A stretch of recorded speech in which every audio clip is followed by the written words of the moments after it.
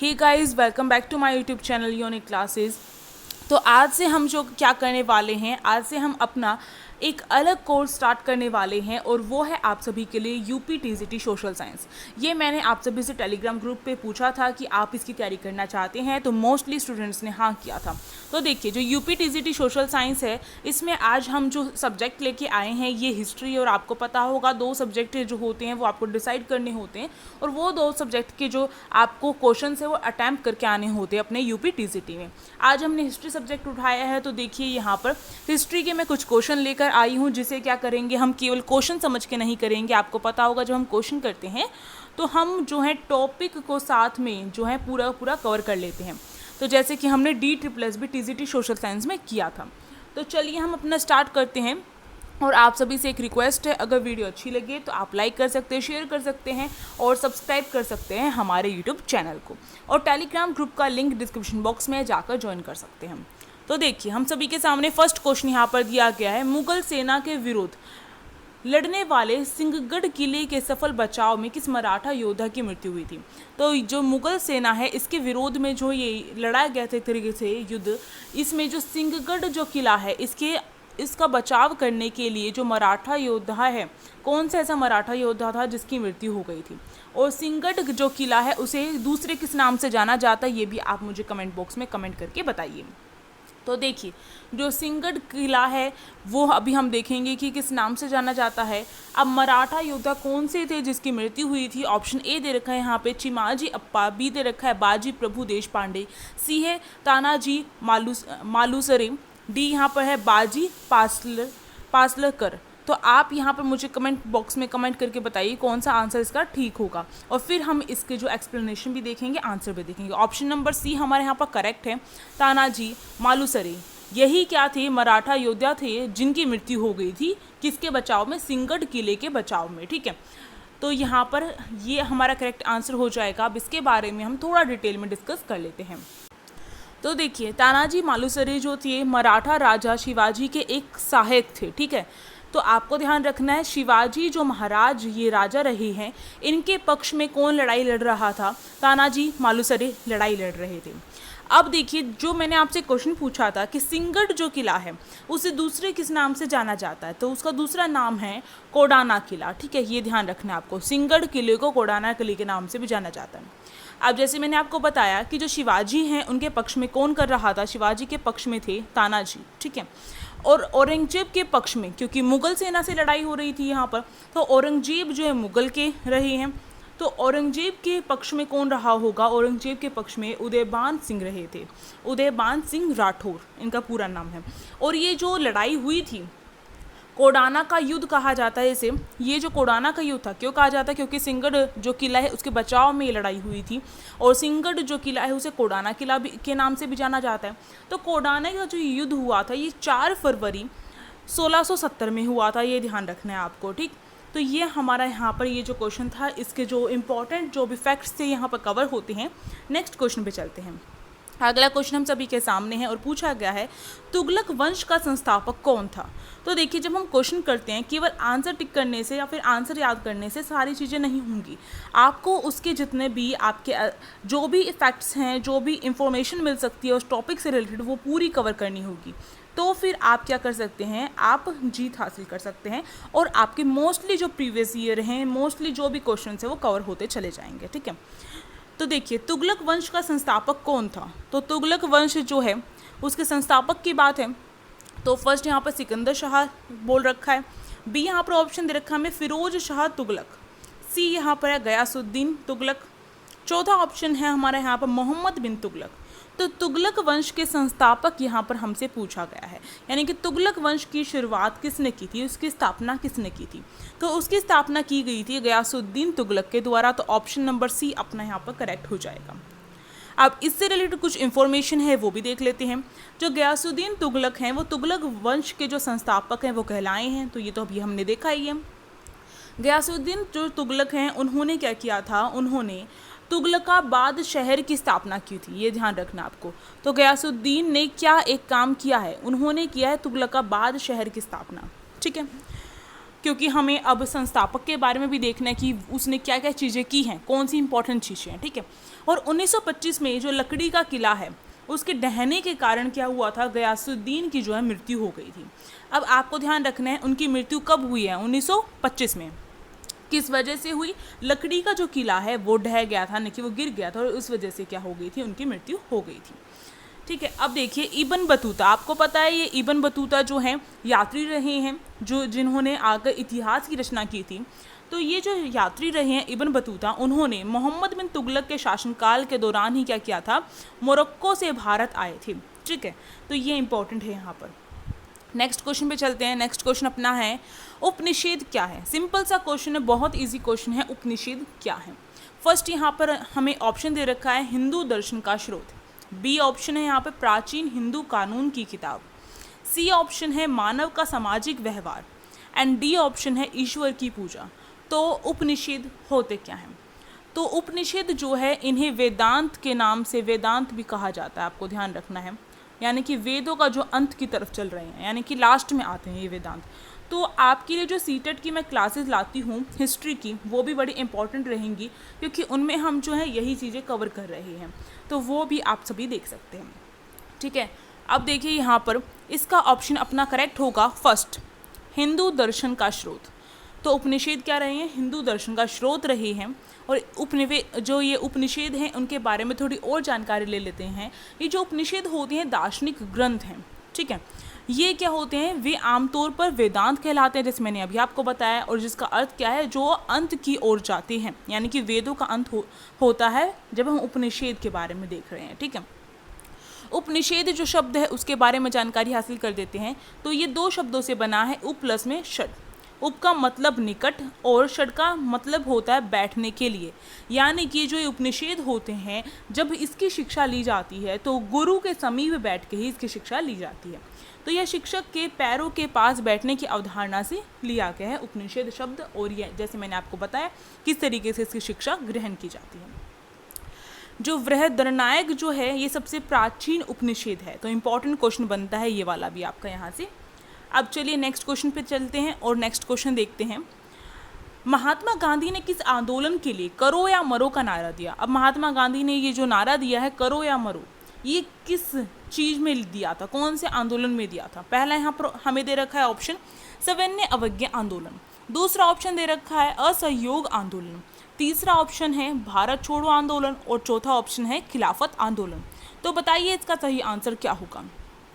देखिए महात्मा गांधी, जब तक आप खुद अटैम्प्ट नहीं करेंगे आंसर्स को तब तक आपको कैसे पता चलेगा? चाहे आप कमेंट बॉक्स में कमेंट करके बताओ, चाहे कॉपी पेन लेके बैठ जाओ और वहाँ पर आप आंसर जो है लिखते चलो, ठीक है। जो भी इंपॉर्टेंट चीज़ें लगे आपको वो आप नोट डाउन करते चलो।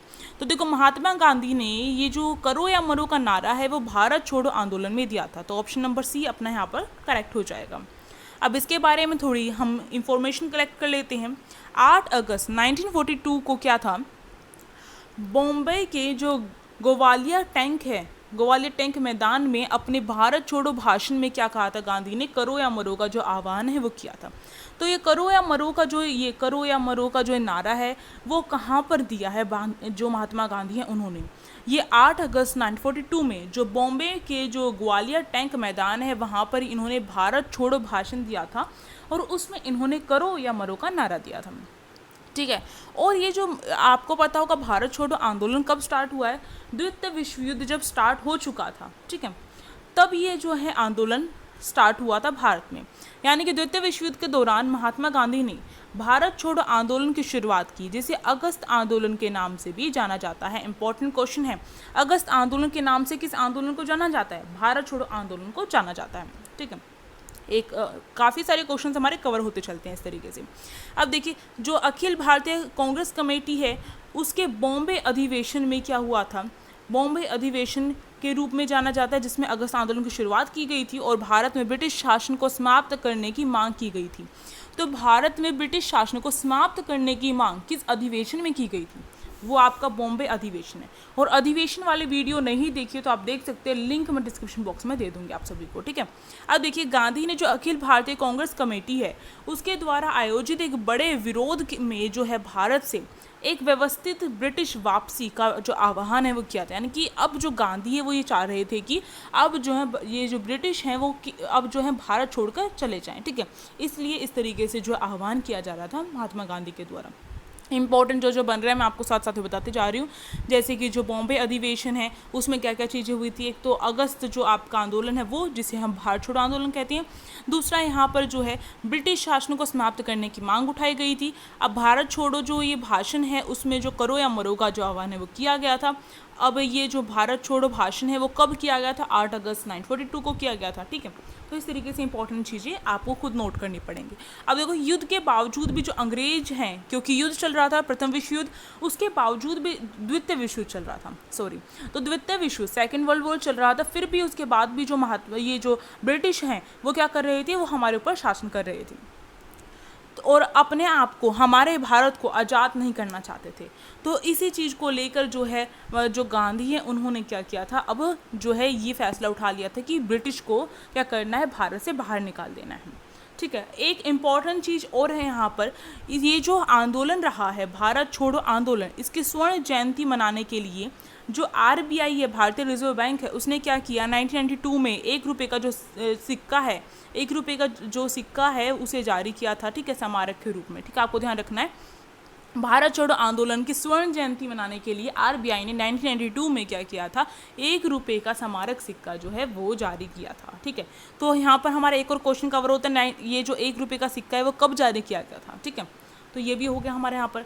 चलिए नेक्स्ट क्वेश्चन देखते हैं। अगला क्वेश्चन हम सभी के सामने है, वेदों की ओर लौटो का आह्वान किसने किया। तो वेदों की ओर लौटो का आह्वान पूछा गया है।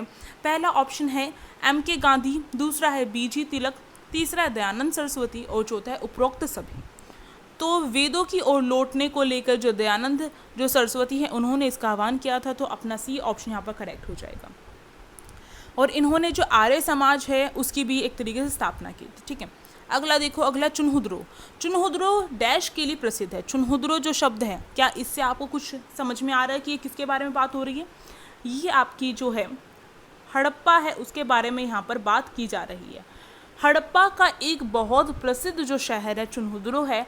और चुनहुद्रो जो है वैसे तो बहुत छोटा क्षेत्र था हड़प्पा में, अगर हड़प्पा के और बाकी क्षेत्र देखे जाए तो उसके मुकाबले में, बट इसके अंदर एक ऐसी विशेषता थी जो सबसे अलग करती थी इसे, ठीक है।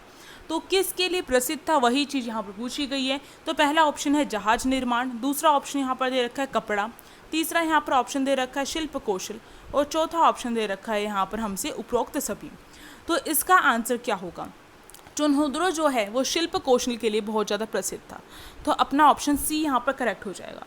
चुनहुद्रो बहुत छोटी जो बस्ती रही है हड़प्पा की, पर फिर भी शिल्प यानी कि वहाँ पर जो मनके वगैरह हैं, जो शिल्पकार वगैरह है वो ज़्यादा हुआ करते थे, ठीक है। और शिल्प के केंद्र के रूप में जाना जाता है चुनहुद्रो। तो वहाँ पर हमें जो पहचान है किस तरीके से हुई, क्योंकि जो कूड़ा करकट वगैरह मिला हमें वहाँ से चुनहुद्रो से, तो वहाँ पर कूड़ा करकट में क्या मिला हमें, जब कोई भी चीज़ हमारे लिए वेस्ट हो जाती है तो हम उसे फेंक देते हैं। इसी तरीके से उस समय के जो रहे होंगे व्यक्ति उन्होंने भी ऐसे फेंका होगा। और इस वजह से अभी वर्तमान में जो ये हमारे इतिहासकार हैं तो उन्होंने जब सर्च किया तो उन्हें जो है वो कूड़ा करकट मिला, और उस कूड़े करकट से उन्होंने पहचान की कि यहाँ पर क्या है, जैसे टूटे हुए मन के पड़े हुए मिले, तो इन चीज़ों से पता चला कि यहाँ पर क्या है, ये एक शिल्प केंद्र रहा होगा। इसके बारे में थोड़ा और जान लेते हैं क्योंकि इम्पॉर्टेंट है ये आपका। तो देखिए, मोहनजोदड़ो जो है ये क्या है, ये इतने बड़े क्षेत्र रहा है 125 हेक्टेयर का हड़प्पा सभ्यता का। मोहनजोदड़ो जैसे अन्य हड़प्पा स्थलों की तुलना में जो ये हमारा चुनहुद्रो है ये एक छोटी सी बस्ती रहा है, केवल 7 हेक्टेयर या फिर इससे भी कम का जो क्षेत्र है वो रहा है एरिया वाइज, ठीक है। अब ये जो स्थल है ये लगभग विशेष रूप से शिल्प उत्पादन के लिए बहुत ज़्यादा जो है समर्पित रहा है, यानी कि शिल्प उत्पादन जो है यहाँ पर हुआ करता था, जिसमें क्या है, मन का निर्माण हो गया, शेल काटना हो गया, धातु कार्य हो गए, मोहर बनाना हो गया, ठीक है। इस तरीके के जो काम है वो किए जाते थे, तो शिल्प का केंद्र था। ये हमने देख लिया क्या क्या काम किए जाते थे। नेक्स्ट क्वेश्चन देखते हैं। नेक्स्ट क्वेश्चन हम सभी के सामने है, निम्नलिखित में से कौन सा कथन सही है। तो यहाँ पर हमें कथन दिया गया है कि कौन सा सही है। पहला दे रखें उज्जैन उत्तर पश्चिम का प्रवेश द्वार। बी दे रखा है यहाँ पर अशोक के अधिकांश अभिलेख ब्राह्मी लिपि में हैं। सी ऑप्शन है चंद्रगुप्त का विचार अर्थशास्त्र में लिखा गया है। एंड डी ऑप्शन है यहाँ पर कलिंग बंगाल का प्राचीन नाम था। तो देखिए यहाँ पर ये फर्स्ट ऑप्शन अपना इनकरेक्ट है। दूसरा देखिए अशोक के अधिकांश अभिलेख ब्राह्मी लिपि में, क्या ये सही है? आप सभी बताइए मुझे कमेंट बॉक्स में। सी ऑप्शन चेक करते हैं, चंद्रगुप्त का विचार अर्थशास्त्र। अर्थशास्त्र जो है कौटिल्य ने लिखा है, यानी कि चाणक्य ने लिखा है, ना कि यहाँ पर जो चंद्रगुप्त दे रखा। चंद्रगुप्त जो है वो क्या रहे थे, कौटिल्य के एक तरीके से कौटिल्य ने उन्हें क्या किया था, एक राजा बनाने के लिए पूरे तरीके से ट्रीट किया था। ठीक है, तो यहाँ पर जो है ये आपका ऑप्शन गलत हो जाएगा। आपको ध्यान रखना है अर्थशास्त्र किसने लिखा था। अब कलिंग जो है, कलिंग बंगाल का प्राचीन नाम नहीं है। कलिंग जो है वर्तमान में जो उड़ीसा है उसका प्राचीन नाम है। ठीक है, अब हमारा जो फर्स्ट ऑप्शन है वही ये सेकंड ऑप्शन वो करेक्ट होगा।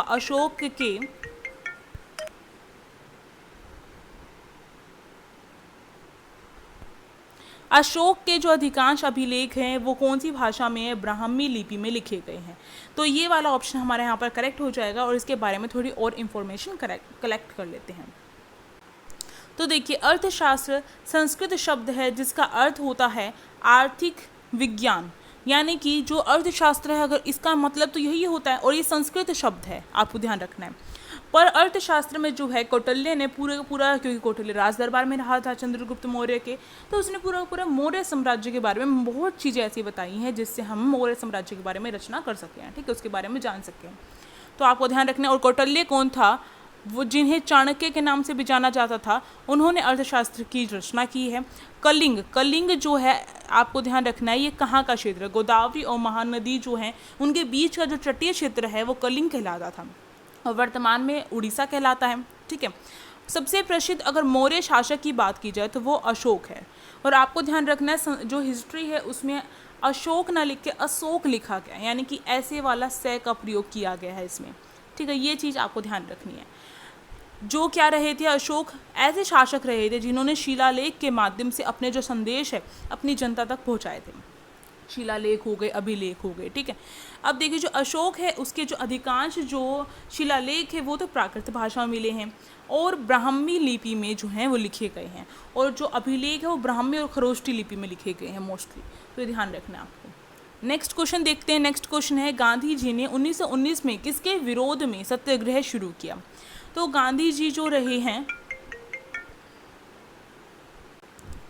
देखिए हमारा क्वेश्चन है नेक्स्ट, गांधी जी ने 1919 में किसके विरोध में सत्याग्रह शुरू किया। तो 1919 में आपको पता होगा कि 1919 में क्या हुआ था, जो रोलेट एक्ट है वो पास कर दिया गया था। ठीक है, ब्रिटिश सरकार के द्वारा। तो रोलेट एक्ट पास हुआ, उसके बाद जो है जलियांवाला बाग हत्याकांड हुआ था उसके विरोध में। फिर जलियांवाला बाग हत्याकांड के बाद जो है असहयोग आंदोलन की शुरुआत हुई थी, और उसके बाद असहयोग आंदोलन में खिलाफत आंदोलन को ऐड कर लिया गया था। तो ये क्रम चला था, आपको याद रखना है। जलियांवाला बाग हत्याकांड और रोलेट एक्ट एक ही साल में हुए थे, 1919। और किस वजह से ये जो 1919 में जो विरोध है सत्याग्रह है वो शुरू किया गया था, आंदोलन शुरू किया गया था 1919 में, कुछ ऐसा हुआ था जिसके विरोध में जो है ये सत्याग्रह शुरू हुआ था। तो रोलेट एक्ट बना दिया गया था और उसका विरोध करने के लिए ही जो आगे चल के असहयोग आंदोलन शुरू हुआ था। तो इसलिए अपना ऑप्शन जो है यहाँ पर सी करेक्ट हो जाएगा। ठीक है, नेक्स्ट जो है अब हम नेक्स्ट क्लास में ही करेंगे, और अभी के लिए इतने ही क्वेश्चंस मैं आप सभी के लिए लेके आई थी। और आप सभी का जो ये यहाँ पर आप सभी आए हैं, आप सभी अभी तक वीडियो देख रहे हैं, तो इसका मतलब आपको वीडियो अच्छी लगी होगी। तो आप इस वीडियो को लाइक कर सकते हैं, शेयर कर सकते हैं, और आप एक छोटी सी कमेंट करके मुझे बता सकते हैं कि आपके लिए वीडियो हेल्पफुल है या नहीं है, या फिर मुझे आगे कंटिन्यू करनी चाहिए या नहीं करनी चाहिए। तो आपका जो व्यू है बहुत इंपॉर्टेंट है, क्या आप इसके बारे में सोचते हैं। और अगर आप टेलीग्राम ग्रुप को ज्वाइन करना चाहते हैं बाकी इन्फॉर्मेशन के लिए, वीडियोस के लिए, तो लिंक डिस्क्रिप्शन बॉक्स में दिया गया, आप जाकर ज्वाइन कर सकते हैं। और इसके साथ साथ UPTCT सोशल साइंस का जो सिलेबस है उसे भी आप चेक कर सकते हैं, उसका लिंक भी डिस्क्रिप्शन बॉक्स में दे दिया जाएगा। Thank you for watching this video.